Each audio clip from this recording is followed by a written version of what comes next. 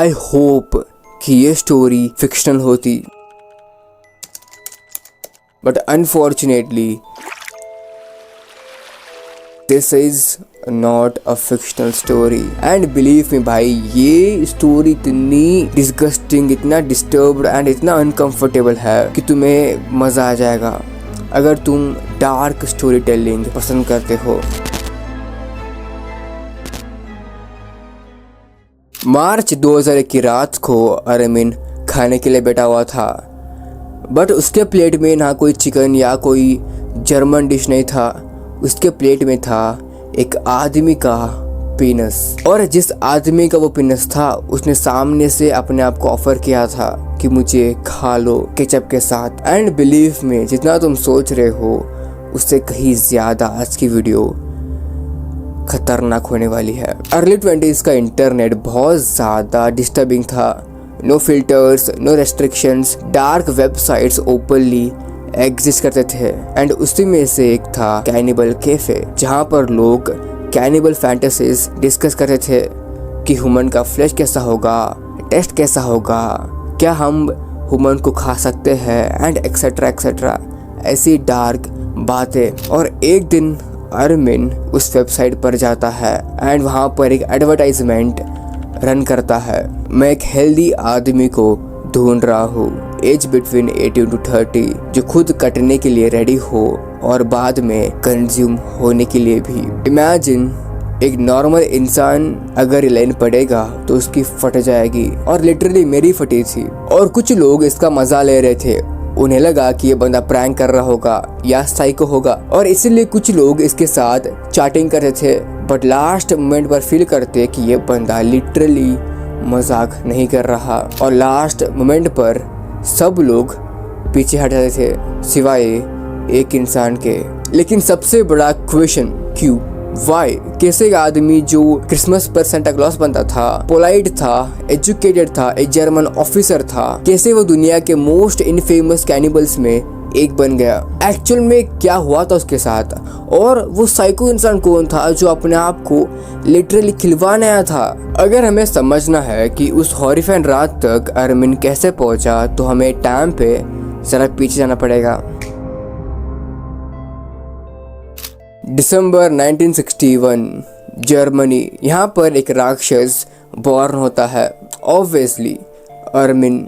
उसकी माँ वॉल्ट्रेड एक हाउसवाइफ थी और उसके फादर डीटर एक पुलिस ऑफिसर, और घर में ऑलरेडी 2 बड़े भाई जो वॉल्ट्रेड के एक्स हस्बैंड के थे। और अरमिन का जन्म एक कॉम्प्लिकेटेड रिलेशनशिप के बीच हुआ था, जहाँ वॉल्ट्रेड और डीटर का इवन शादी भी नहीं हुआ था, तभी अरमिन पैदा हो गया था। लेकिन अरमिन के आने के बाद इनके बीच का रिलेशनशिप बहुत ज़्यादा टॉक्सिक होने लगा। हर दिन लड़ाई, हर दिन आर्ग्यूमेंट्स, और फिर 1969 में ऑफिशियली डिवोर्स। और जब अरमिन सिर्फ 8 साल का था तब उसके फादर उसे छोड़कर चले जाते हैं। एंड अरमिन अपने फादर के साथ बहुत ज़्यादा क्लोज था। उनके साथ वो सेफ फील करता, उनके साथ वो कंफर्ट फील करता। बट उसके फादर के जाने के बाद वो कंप्लीटली अकेला पड़ गया था, और ऊपर से उसकी माँ एक नंबर की मैन हेटर। जब उसके साथ ये 2 इंसिडेंट घटे जहाँ पे उसने 2 बार डिवोर्स दिया अपने हस्बैंड को, इसके बाद वो मैन को बहुत ज़्यादा हेट करने लगी।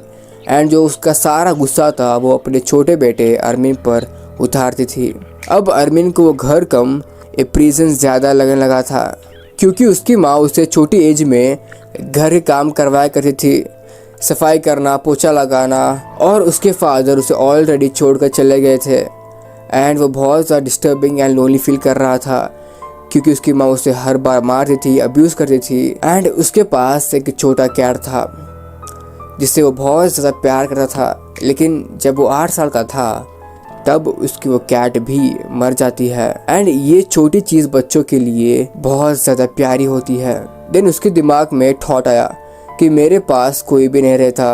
अरमिन अराउंड 10 साल का था तब उसने एक फेमस नोवेल पढ़ा था, रॉबिन्सन क्रूसोए, एक आइसलैंड सर्वाइवल स्टोरी, जहाँ लोग सर्वाइव करने के लिए एक दूसरे को खाते हैं।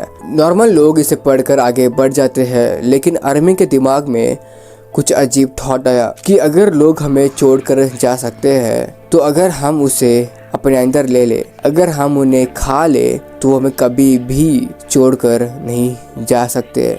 इमेजिन करो छोटे बच्चे के दिमाग में इतने डार्क एंड इतने अजीब थॉट्स आना। This is not a common thing. और अरमिन को स्लटरिंग देखना बहुत ज़्यादा पसंद था। जब भी छुट्टियाँ पड़ती तो वो लोकल शॉप्स में जाता एंड स्लटरिंग देखता, एनिमल्स को करते देखना, क्लीन करते देखना। और जब अरमिन 6 साल का था उसे रैबिट को काटना सिखाया गया था। फिर 1980 जब अरमिन 19 साल का था तब उसके 2 बड़े भाई घर छोड़कर चले जाते हैं। अब अरमिन के साथ कोई भी नहीं था सिवाय उसकी माँ। और अरमिन और उसकी माँ एक आइसोलेटेड विलेज में शिफ्ट होते हैं जहाँ हार्डली सिर्फ 30 लोग थे। और इस घर को भी मेंटेन करने का प्रेशर अरमिन पर था। और बचपन से उसकी माँ उसे हर बात पर कंट्रोल करती थी ताकि वो टोटली अपनी माँ पर ही डिपेंड रहे। और एक डिटेल है जो इतनी क्रीपी है कि मतलब क्रीपी है सीरियसली। तो जब भी अरमिन किसी लड़की के साथ डेट पर जाता था तो हर बार उसकी माँ उसके साथ आती थी। जस्ट इमेजिन कितना क्रीपी होगा वो चीज़।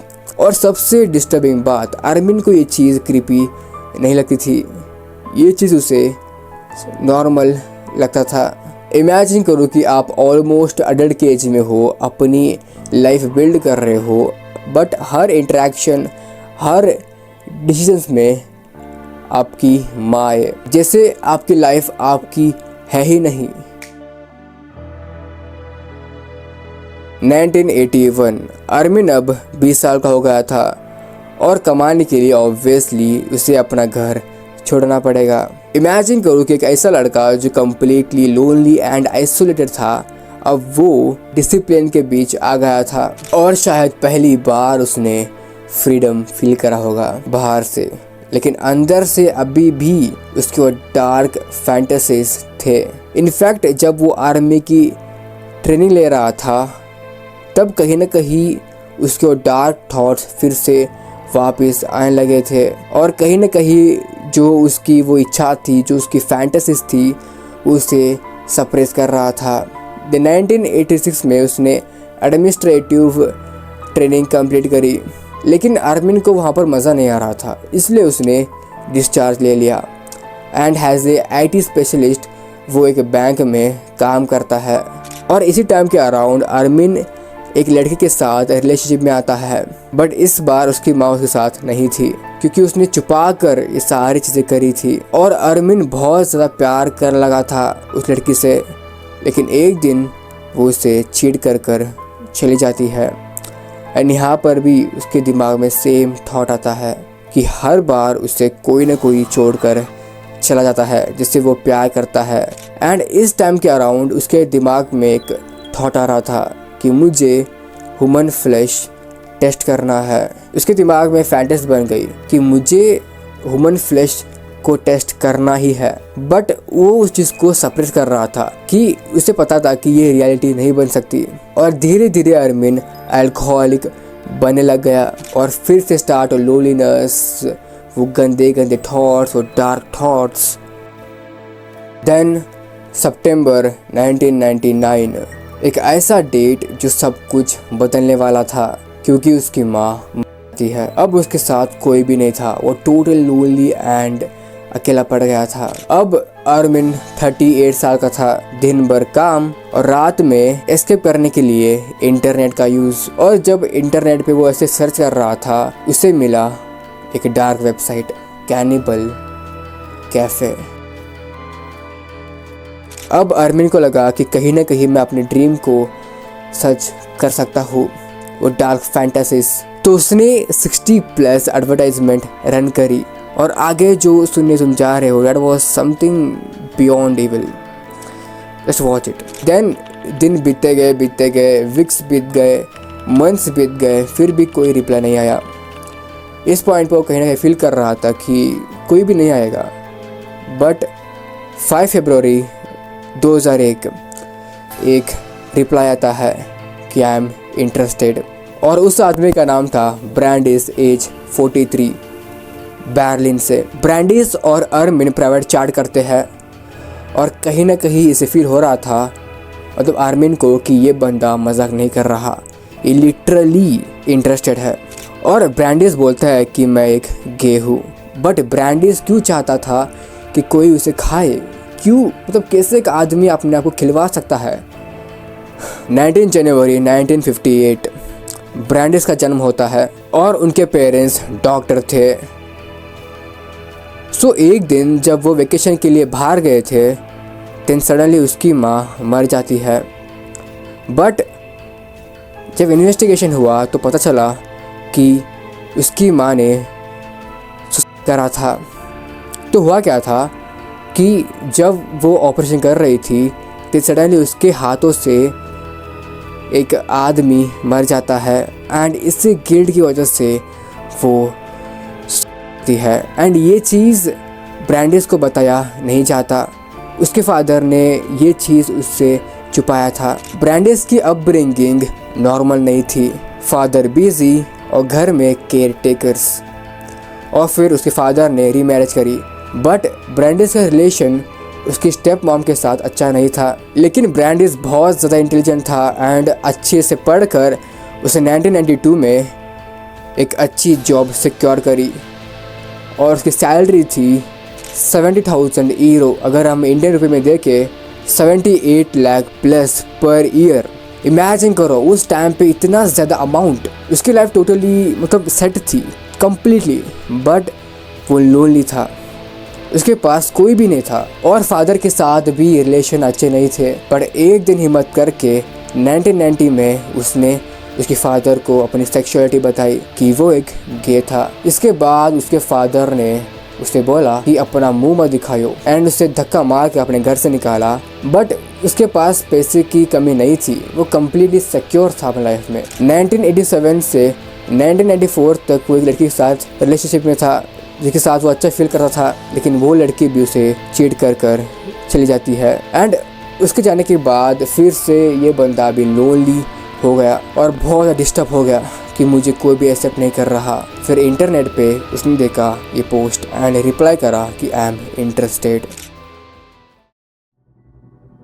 9 मार्च 2001 सुबह का टाइम था, लगभग 10:30 बजे, और अरमिन के फार्म हाउस के बाहर एक आदमी खड़ा था जो बर्लिन से आया था। ब्रैंडिस खुद अपने पैरों पर चलकर मौत के घर आया था। तो ब्रैंडिस घर के अंदर आता है और अरमिन बोलता है कि मैं आपके लिए कॉफ़ी बना के आता हूँ। और जब अरमिन कॉफ़ी लेकर आता है, ब्रैंडिस टोटली नेकेड खड़ा था और उसे बोला कि I want you to admire your dinner. और ब्रैंडिस अरमिन को बोलता है कि मुझे खाने से पहले मुझे अनकॉन्शियस होना पड़ेगा। तो शाम के 6:30 बजे ब्रैंडिस 20 स्लीपिंग टैबलेट्स लेता है और उसके बाद दोनों लोग बाथरूम में जाते हैं जहाँ पर अरमिन ने सारा इंतज़ाम कर रखा था, नाइफ, चाकू, सब कुछ वहाँ था। देन ब्रैंडिस बोलता है अनकॉन्शियसली कि स्टार्ट विथ माई पेनिस। तो अरमिन उस पेनिस को चीव करने की कोशिश करता है बट वो उसे सही से खा नहीं पा रहा था, सॉरी। तो इसलिए ब्रैंडिस बोलता है कि कट इट ऑफ। तो अरमिन चाकू लेता है और उस पेनिस को, मतलब ब्रैंडिस की पेनिस को रिमूव करता है नाइफ से और बाहर जाता है। उसे पैन में फ्राई करता है गार्लिक के साथ ताकि उसमें कुछ टेस्ट ऐड हो सके एंड उसके बाद एंजॉय करता है। बट वो उसे सही से खा नहीं पाता, इसलिए वो अपने कुत्ते को वो खिलवाता है। और ब्रैंडिस हैवी ब्लीडिंग के साथ मारा जा रहा था बाथरूम में और 2 घंटे के लिए अरमिन वेट करता है ताकि ब्रैंडिस खत्म हो जाए। लेकिन ब्रैंडिस स्टिल अलाइव था और उसके बाद अरमिन नहीं चाहता था कि वो इतना तड़पे, इसलिए उसने उसका गला, और उसके बाद ओवर 10 मंथ्स उसने उसका फ्लैश कंज्यूम करा, अबाउट 20 kg। बट ये बंदा पकड़ा कैसे गया? 9 जुलाई 2002 उसने फिर से एक एडवर्टाइजमेंट पोस्ट करा। अब उसे इसमें मज़ा आ रहा था। देन एक बंदा मज़े लेने के लिए इसके साथ चैट करता है। ऑस्ट्रेलिया में रहने वाला 23 साल का स्टूडेंट ऐसे रैंडमली इंटरनेट पर सर्च कर रहा था हॉरर मूवीज़ या बोलो डार्क वेबसाइट, और उससे मिलता है कैनिबल कैफ़े, जहाँ पर वो मिलता है अरमिन से और वो चाट करते हैं एंड वो बोलता है इंटरेस्टेड हूँ मैं। देन वो उससे पूछता है कि क्या तुमने एक्चुअल में कभी भी किसी को मारा है? तो वो बोलता है कि yes, Brandeis with proof. And इसके बाद उसकी फट गई, बट वो बंदा चुप नहीं रहा। उसने सारी प्रूफ पुलिस के सामने रखी और अक्टूबर 27, 2002 को पुलिस इसके अगेंस्ट एक्शन लेती है। पुलिस ने इन्वेस्टिगेशन शुरू करी और उसके बाथरूम में खून ही खून और उसके फ्रिज में बॉडी पार्ट्स मिले